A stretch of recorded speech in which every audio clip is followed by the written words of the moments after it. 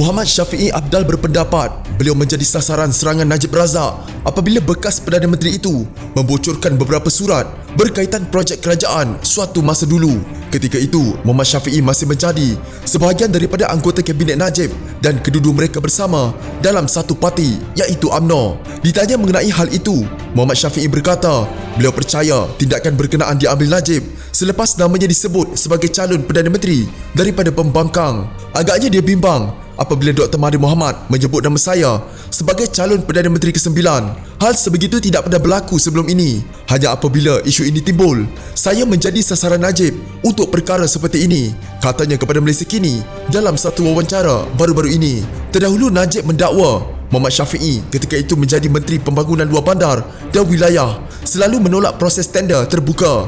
Bekas Presiden UMNO berkenaan juga mendakwa Muhammad Syafiee sering merayu kepadanya agar memberikan tender kerajaan melalui proses pemilihan terus. Hal itu dinyatakan Najib melalui Facebook pada Sabtu lalu. Dipaparkan melalui hantaran berkenaan ialah dua surat yang ditujukan kepada Najib dan ditandatangani Muhammad Syafiee. Kedua-dua surat itu bertarikh pada 2013 dan dibuat mengenai dua projek pembinaan jalan di Johor dan Sabah.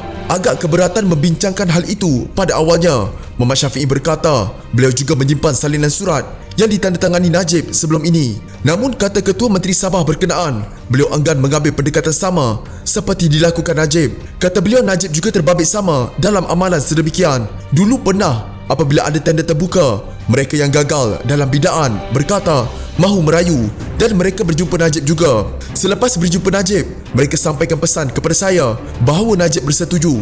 Mereka hanya perlukan surat rayuan, katanya. Menegaskan hal itu tidak menyalahi undang-undang. Presiden warisan berkenaan menambah Najib juga pernah menandatangani persetujuan pada rayuan berkaitan kontrak kerajaan sebelum ini. Mereka tidak sepatutnya mendakwa sekarang saya melakukan hal ini dan rayuan tersebut.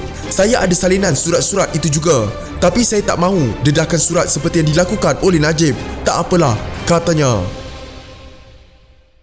Jika anda mempunyai gejala seperti demam, batuk dan sesak nafas, jangan berlengah untuk terus ke klinik atau hospital bagi menjalani ujian saringan. Bersama kita tangani wabak COVID-19.